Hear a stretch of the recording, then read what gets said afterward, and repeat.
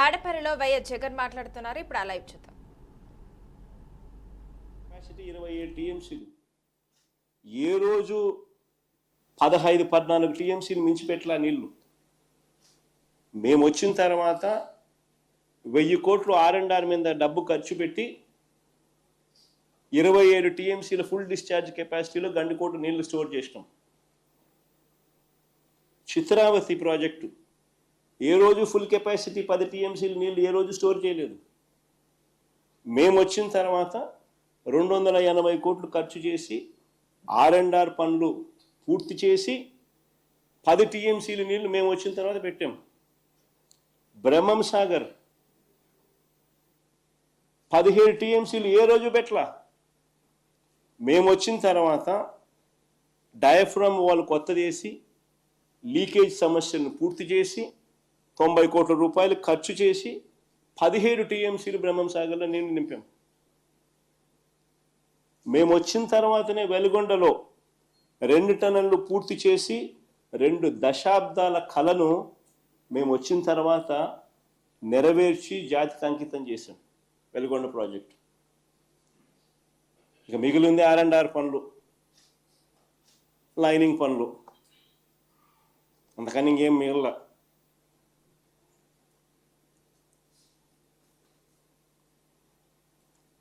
కొన్ని దశాబ్దాలుగా ఆశ్చర్యం కలిగించే విషయం, ఇంకా కొన్ని దశాబ్దాలుగా తెలుగు గంగలో అంతర్భాగమైన సోమశిల కండలేరు రిజర్వాయర్లను పూర్తి కెపాసిటీలో ఏ రోజు నీళ్లు స్టోర్ చేయలేదు. మేము వచ్చిన తర్వాత R&R పూర్తి చేసి సోమశిలలో 78 టీఎంసీలు, కండలేరులో 68 టీఎంసీలు మేము వచ్చిన తర్వాతనే నింపాం. 120 కోట్ల రూపాయలు ఖర్చు చేసి ఈ డ్యాముల్లో ఫుల్ కెపాసిటీని అచీవ్ చేసినాం. మేము వచ్చిన తర్వాతనే జరిగింది ఇది. మేము వచ్చిన తర్వాతనే దశాబ్దాలుగా పెండింగ్లో ఉన్న నెల్లూరు బ్యారేజు, సంగం బ్యారేజ్ పనులు పూర్తి చేసి ప్రారంభించాం. మేము వచ్చిన తర్వాతనే. అసలు అంతెందుకు, ఇక్కడ నుంచి కూతవేటు దూరంలో ఉంది పులిచింతల ప్రాజెక్టు. మేము వచ్చేదాకా ఆ ప్రాజెక్టులో ఫుల్ కెపాసిటీ ఏ రోజు స్టోర్ చేయలేదు. మేము వచ్చిన తర్వాత 200 కోట్ల రూపాయలు మేము ఖర్చు చేసి R&Rకి మేము ఖర్చు చేసి 45 టీఎంసీలు ఫుల్ కెపాసిటీ స్టోర్ చేసింది మా ప్రభుత్వంలోనే. ఇవన్నీ మా హయాంలో జరిగాయి.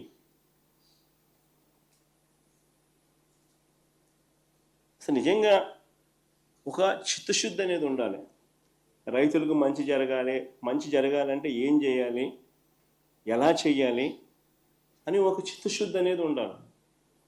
ఒక చిత్తశుద్ధి ప్రకారము అడుగులు వేస్తే, మనిషిలో సిన్సియారిటీ, కమిట్మెంట్ ఉంటే ఏదైనా కానీ దేవుడు ఆశీర్వదిస్తాడు, పనులు జరుగుతాయి.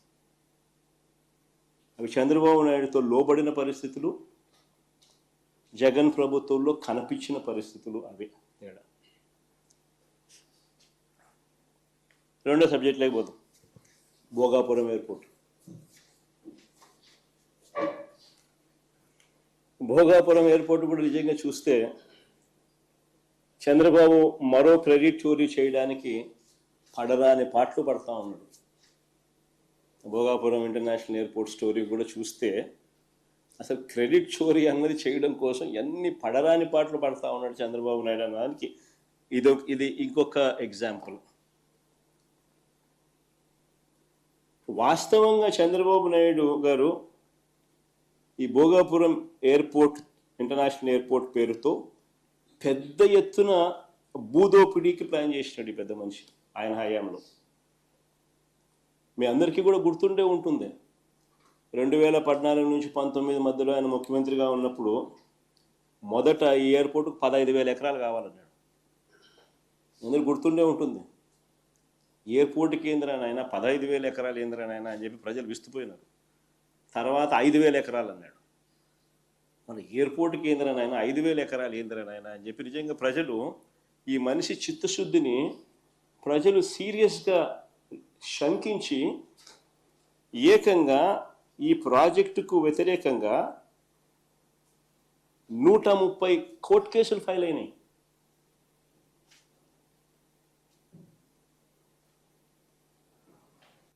అధికారంలోకి వచ్చిన తర్వాత ప్రాజెక్ట్ సైజును 2200 ఎకరాలు ఎయిర్పోర్టుకు, ఇంకొక 500 ఎకరాలు ఏరో సిటీకి, మొత్తం 2703 ఎకరాలకు కుదించి what is reasonable, what is the size.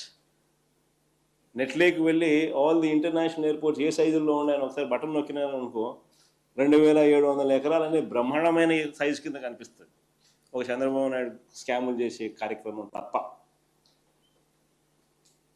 మేము ఏరో సిటీకి ఒక 500 ఎకరాలు, 2200 ఎకరాలు ఎయిర్పోర్టుకు కుదించి అడుగులు వేగంగా ముందుకు వేయగలిగాం. ప్రతి రైతుకు కాన్ఫిడెన్స్ ఇవ్వగలిగినాం. మొత్తం 130 కేసు కోర్టులో ఉన్నటి సాల్వ్ చేయగలిగినాం. సాల్వ్ చేసి భూసేకరణ పూర్తి చేసి 3 గ్రామాలలో సుమారు 400 కుటుంబాలను తరలించి దాదాపుగా 960 కోట్ల రూపాయలు ఖర్చు చేసి ల్యాండ్ అక్విజిషన్ పూర్తి చేసినాం. 960 కోట్ల రూపాయలు ఖర్చు చేసినాం. టైం పెట్టినాం, ఎనర్జీ పెట్టినాం, కోర్టు కేసులు సాల్వ్ చేసినాం. 3 గ్రామాలలో 400 కుటుంబాలను తరలించి వాళ్ళకి కాలనీ కట్టినాం.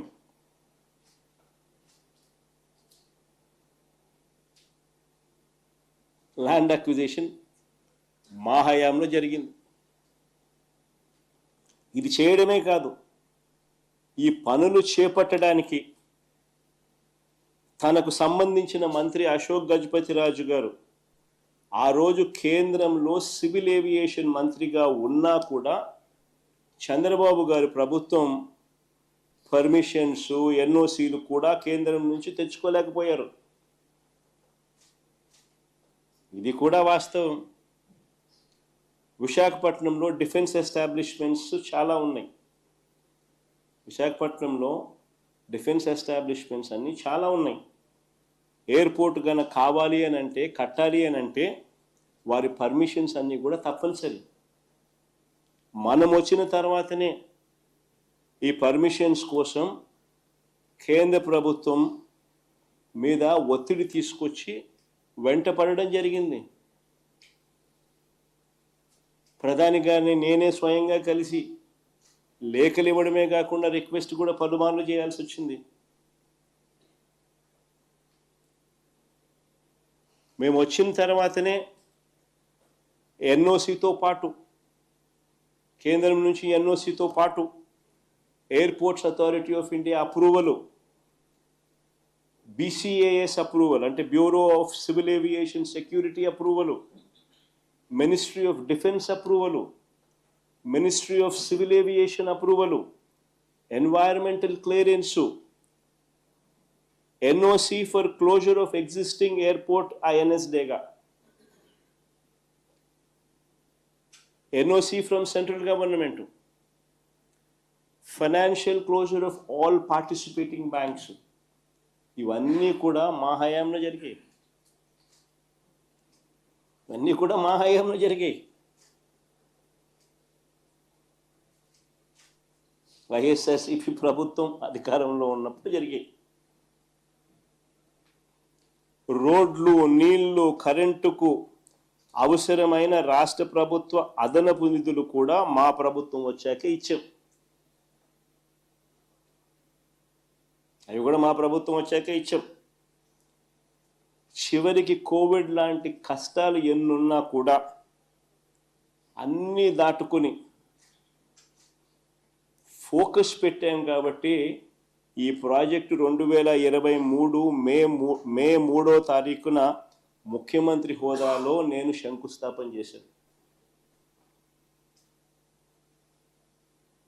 ఆ రోజు మీటింగ్లో చెప్పిన 2026లో మొదటి ఫ్లైట్ ఇక్కడ నుంచి టేక్ ఆఫ్ అవుతుంది అని చెప్పి.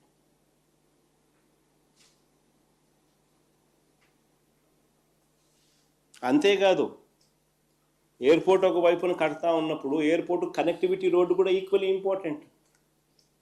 దాని గురించి కూడా అప్పట్లో మేము ఆలోచన చేసినాం. సిటీ నుంచి ఎయిర్పోర్టుకు 55 కిలోమీటర్లు కనెక్టివిటీ రోడ్డు 77 మీటర్ల వెడల్పుతో 6 లేన్ రోడ్డు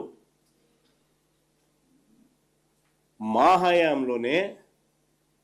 అది ప్లే చేయండి ఒకసారి, గడ్కరీ గారిని ఒకసారి పిలిపించి ఆయన ఏమన్నాడు ఒకసారి వినండి. From the chief minister, మొదటి నుంచి పెట్టు. that is the making of 6-lane Vizag Port Highway మొదటి నుంచి పెట్టు. and NS16 near Bhogapuram. The important demand from the chief minister is with me. That is the making of 6-lane Vizag Port Highway and NS16 near Bhogapuram. The length is 55 kilometer. Cost is 6,300 crore. And state is going to contribute for land and giving me some concession. I already request the chief minister and the chief secretary. They have given me the letter and also 157 acre of land for multimodal logistic park they are giving. From my ministry, I am sanctioned this important project, which is very important for Andhra Pradesh and dream project of Honorable Chief Minister. Many times he requests me about this proposal. Today I am happy that we are sanctioning this project. Connectivity road కూడా కేంద్ర మంత్రి గారిని పిలిపించి ఆయనతో sanction చేయించి ఆ ప్రాజెక్టును కూడా ఆయనే ముఖ్యమంత్రి గారి డ్రీమ్ ప్రాజెక్ట్ అని చెబుతూ అనౌన్స్మెంట్ చేసిన దాఖలాలు. ఆశ్చర్యం ఏంటంటే క్రెడిట్ తీసుకోవాలని ఇంత తాపత్రయపడతా ఉన్న వీళ్ళు అసలు ఆ ప్రాజెక్టులో ఆ రోడ్డు దాని తర్వాత అడుగులు ముందుకేలా. మన ప్రభుత్వం పోయిన తర్వాత ఈ 2 ఏళ్లలో వీళ్ళు వచ్చిన తర్వాత దాన్ని పర్సూ చేసుకొని అదేదో ఆ ఎయిర్పోర్ట్ అయ్యే టయానికి ఈ రోడ్డు కూడా కంప్లీట్ కావాలన్న మినిమం ధ్యాస కూడా వీళ్ళకి లేదు. ఈరోజు ఎయిర్పోర్ట్ కంప్లీట్ అవుతా ఉంది, నెలలో బహుశా ఫ్లైట్స్ కూడా టేక్ ఆఫ్ అవుతాయి. పరిస్థితి చూస్తే రోడ్డు కనెక్టివిటీ కుంటు రోడ్డే. ఇప్పటికి అయిపోయిండారు మామూలుగా అయితే. ఆ స్టేజ్ నుంచి 2 సంవత్సరాల టైం ఉన్నది చంద్రబాబు నాయుడుకు. ఈ ప్రాజెక్టు ఒకవైపున చకచకా పనులు జరుగుతూ ఉన్నాయి, ఓ పక్క రోడ్డు మీద కూడా ధ్యాస పెట్టిందంటే ఇది అయిపోయే లోపల అది కూడా అయిపోయి ఉండేది. కనీసం ఆ పని కూడా పర్సూ కూడా చేయలే. కానీ చంద్రబాబు నాయుడు గారు ఏమంటాడు, క్రెడిట్ చోరీ. తాను తన సివిల్ ఏవియేషన్ మినిస్టరు వీళ్ళ వల్లనే వచ్చింది అన్నట్టుగా బిల్డప్. అది వీళ్ళు ఏం చేసినారు? అది వీళ్ళు ఏమైనా చేసినారా? ఒక పర్మిషన్ తెచ్చినారా? ల్యాండ్ అక్విజిషన్ చేసినారా? కనీసం జరగాల్సిన పనులన్నా చేయించినారా కనీసము?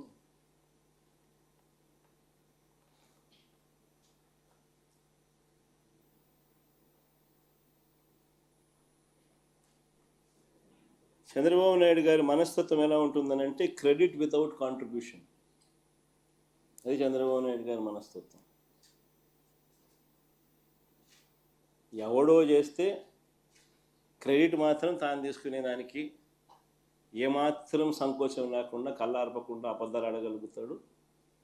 సంకోచం లేకుండా క్రెడిట్ తన ఖాతాలోకి వేసుకుని ప్రతి ప్రయత్నము చేస్తాడు. ఇంక 3వ సబ్జెక్టులోకి పోదాం. పరిశ్రమలకు సంబంధించి కొన్ని వాస్తవాలు చెప్తా. ఇది కూడా బాగా ఇంట్రెస్టింగ్ సబ్జెక్ట్. ఒకవైపు ఇలా క్రెడిట్ చోరీ, ఒకవైపు చంద్రబాబు నాయుడు గారు ఏ రకంగా చేస్తాడు అన్నది మనకు ఇప్పటికే అర్థమవుతుంది. అదాని డేటా సెంటర్లో గూగుల్కి సంబంధించిన విషయం అయితేనేమి, ఎయిర్పోర్ట్ అయ్యే విషయం అయితేనేమి, ఇంకా అనేక విషయాలు ఇంకా చెప్పుకుంటూ పోతుంటే అనేక విషయాలలో ఆయన ఏ రకంగా క్రెడిట్ చోరీ చేస్తారన్నది మనకు తెలిసిన విషయం. ఇక క్రెడిట్ చోరీ అనేది ఇంకొక వైపు అడుగు ముందుకు వేస్తే, మా హయాంలో పారిశ్రామికవేత్తలకు చంద్రబాబు నాయుడు అంటా ఉన్న మాటలు, మా హయాంలో పరిశ్రమలు పారిశ్రామికవేత్తలు వెళ్ళిపోయారన్నట్టుగా చంద్రబాబు గారు నిరంతరం బురద జల్లుతూ ఒక ప్రచారం చేస్తూ ఉంటాడు. ఆయనకు సంబంధించిన ఆయన ఎల్లో మీడియా, ఈనాడు, ఒక ఆంధ్రజ్యోతి, ఒక TV5, వీళ్ళకి తోడు వీళ్ళకున్న డజన్ల కొద్దీ ఒక సోషల్ మీడియాలో వీళ్ళకున్న అబద్ధాల ఫ్యాక్టరీలు. ఇదే పని మా హయాంలో పరిశ్రమలు పారిశ్రామికవేత్తలు వెళ్ళిపోయాయి అన్నట్టుగా, వెళ్ళిపోతున్నారు అన్నట్టుగా ఒక బిల్డప్, నిరంతరం బురద జల్లే కార్యక్రమం. నిజంగా ఈయన తప్పుడు ప్రచారాలను బద్దలు చేస్తూ ఆర్బీఐ ఈ మధ్యకాలంలోనే డిసెంబర్ 11, 2025 ఒక నివేదిక రిలీజ్ చేసింది. నిజంగా మా దురదృష్టం ఏమిటనంటే నిజాలు బయటికి వచ్చేలోపు చంద్రబాబు గారి అబద్ధాలు ప్రపంచాన్ని చుట్టేసి వస్తాయి. నిజాలు గడప దాటే లోపే చంద్రబాబు నాయుడు గారి అబద్ధాలు ప్రపంచాన్ని చుట్టేసుకొని వస్తాయి. అది మా దురదృష్టం. కారణం ఏంటంటే వీళ్ళకున్న ఎల్లో సామ్రాజ్యం, డజన్ల కొద్దీ వీళ్ళకున్న అబద్ధాల ఫ్యాక్టరీలు. కానీ ఈ రిపోర్ట్ ఒకసారి డిసెంబర్ 11, 2025 నాడున ఆర్బీఐ రిపోర్ట్ చూస్తే 2019 నుంచి 24 అంటే మా హయాంలో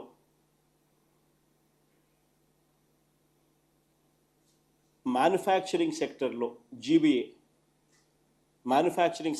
జీబీఏని ఒకసారి గమనిస్తే, జీబీఏ అంటే గ్రాస్ వాల్యూ యాడెడ్, అంటే స్థూల ఉత్పత్తులు, రాష్ట్రంలో ఉత్పత్తి అయిన వాల్యూ, స్థూల ఉత్పత్తుల వాల్యూ. జీబీఏకు మామూలుగా ట్యాక్స్లు యాడ్ చేస్తే మైనస్ సబ్సిడీస్ చేస్తే జీడిపి అవుతుంది, జిఎస్డిపి అవుతుంది. సో గ్రాస్ వాల్యూ యాడెడ్ కనుక ఒకసారి చూస్తే మ్యానుఫ్యాక్చరింగ్ సెక్టర్లో తయారీ అయిన వస్తువుల వాటి విలువ ఒకసారి చూస్తే మా 5 ఏళ్ల కాలంలో తయారీ రంగంలో అంటే మ్యానుఫ్యాక్చరింగ్ సెక్టర్ గ్రోత్లో దేశంలోనే 5వ స్థానం ఆంధ్రప్రదేశ్. అంతేకాదు సౌత్ ఇండియాలోనే నెంబర్ 1 స్థానం Andhra Pradesh manufacturing గ్రోత్లో.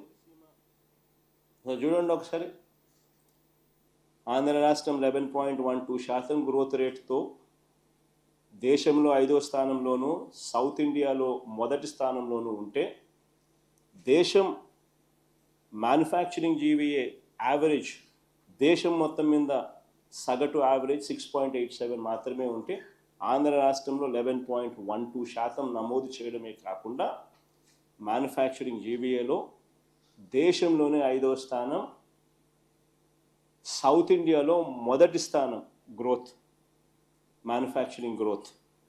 Manufacturing sector growth ఈ జీబీఏ.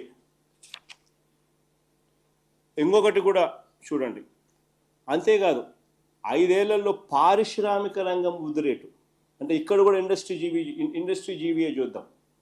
ఇండస్ట్రీ సెక్టర్ గ్రోత్, పారిశ్రామిక రంగం వృద్ధి rate industry GVA, industrial sector growth రేట్లో కూడా దేశంలో ఏపీ 5వ స్థానం, సౌత్ ఇండియాలో ఏపీ ఫస్ట్ స్థానం, నెంబర్ 1 స్థానం. దేశం సగటు 8.96 అయితే ఆంధ్ర రాష్ట్రం సగటు 11.14% industry GBA growth in industry GBA.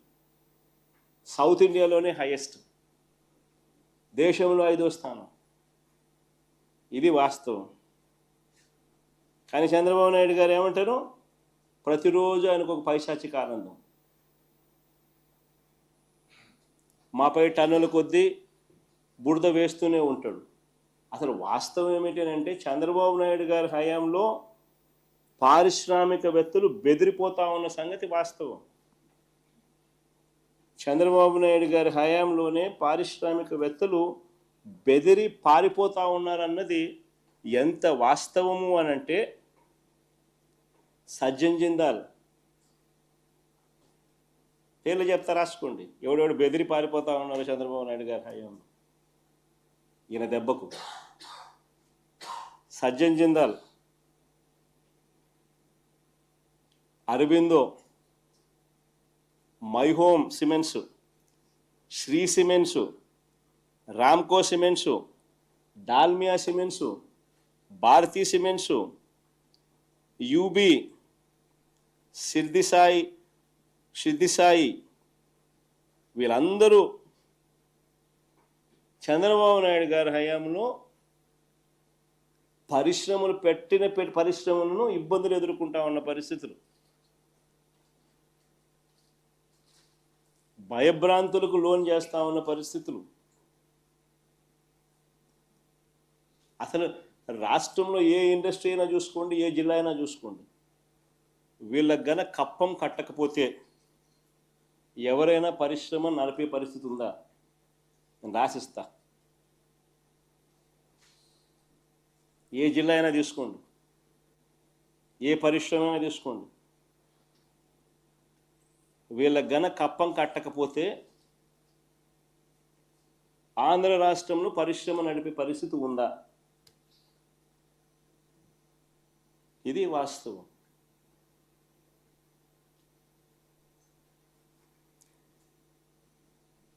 ఈ మధ్య ఇంకొక డ్రామా ఆడుతా ఉన్నాడు చంద్రబాబు నాయుడు. అసలు మామూలుగా చంద్రబాబు నాయుడు గారు కొత్త సంవత్సరం వేడుకలకు ఆయన కానీ ఆయన కుమారుడు కానీ విదేశాలకు వెళ్ళారు.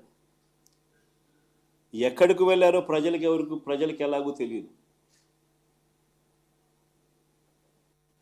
పైపెచ్చు ఈ వీళ్ళ ఎల్లో మీడియా దీన్ని దాచిపెట్టే కార్యక్రమంలో భాగంగా కొత్త సెన్సేషనల్ అబద్ధాలు క్రియేట్ చేస్తుంది. అట్లా పారిశ్రామిక ప్రతిపాదనలో దేశంలో ఏపీ నెంబర్ 1 అంటూ ప్రతిపాదనలు అంట. పారిశ్రామిక ప్రతిపాదనలలో దేశంలో ఏపీ నెంబర్ 1 అంటూ కొత్త వక్రీకరణ. ఇది మరో స్టోరీ. ప్రతిపాదనలు అంట, announcements not investments, publicity not reality. వంట వాళ్లకు డ్రైవర్లకు సూట్లు బూట్లు వేసేయడము, వాళ్ళని కూర్చోబెట్టడము, ఎంఓయూలు రాసేయడము, ఇన్ని లక్షల కోట్లు అనౌన్స్మెంట్లు. ఇది చంద్రబాబు నాయుడుకి అలవాటైన పనే, కొత్త కాదు ఇది. 2014 నుంచి 19 మధ్య కూడా ఇలాంటి కథలే మనం విన్నాం. అసలు 2014 నుంచి 19 మధ్య ఎన్ని పరిశ్రమలు గ్రౌండ్ అయ్యాయి? మన హయాంలో 2019 నుంచి 24 మధ్య ఎన్ని పరిశ్రమలు గ్రౌండ్ అయ్యాయి? పెట్టుబడులు ఎన్ని వచ్చాయి? ఉద్యోగాలు ఎన్ని వచ్చాయి అని ఒక్కసారి గమనిస్తే ఇది ఆర్టీఐ